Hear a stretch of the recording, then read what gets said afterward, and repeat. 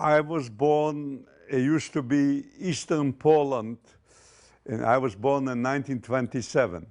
When the Nazis came, they killed almost all the Jews in my town, and my father decided, because we were close to the Hungarian border, and my father decided the children had a better chance to escape. So he sent away me and my younger brother that lives in Israel first, and then he was going to join us. So I was 14 and a half, and he was 12, and we ran away to Hungary. From there, we got to Budapest, and then managed with 50 children to come to Palestine.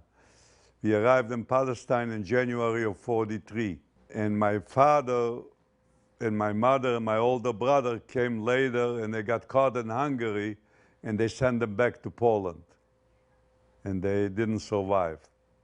My father said, remember kids, if I don't join you, make sure that nobody ever feels sorry for you. And the second thing, make sure that you become very educated, because the only thing they cannot take away from you is what you have in your head unless they kill you. I fought in the liberation war of Palestine in '47 started. I was an engineer by profession, so they put me in a battleship, and especially they used me to bring transports of Jews from Europe to Palestine because I spoke many languages. I first came to New York in '51. I was going to go to MIT in Boston, but my English wasn't good enough, and they wanted me to go to prep school for 6 months to improve my English. But I didn't like the weather in Boston, and I didn't have that much money. I took the Greyhound bus and I went to California. I was very independent as a young man. Never was afraid of any work or anything.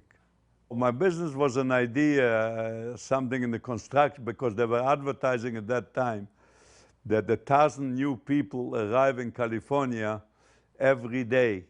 So I figured if 1,000 new people come in California every day, they're going to need a place to live. So I decided that something in real estate will have a big future. For me, it was very important that the world should not forget about the Holocaust. It's very hard to understand how the world let it happen, including to myself, that I saw what happened. I sometimes don't sleep at night, and I think we're making it up. And since I lost most of my family in the Holocaust, I lost a lot of uncles, aunts, first cousins, and my older brother and my parents. I wanted people to learn more about the Holocaust. So then I first built a monument in Pan Pacific Park. It's already existed.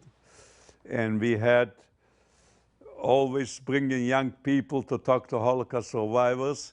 And we also had once a year, we brought between 3,000 and 4,000 people on Yom HaShoah, usually on Sunday, to talk about people making speeches about the Holocaust.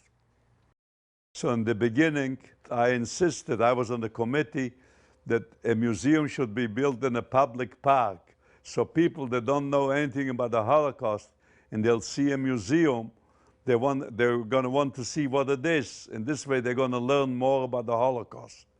So this museum is mainly to teach people about the Holocaust, not just Jews.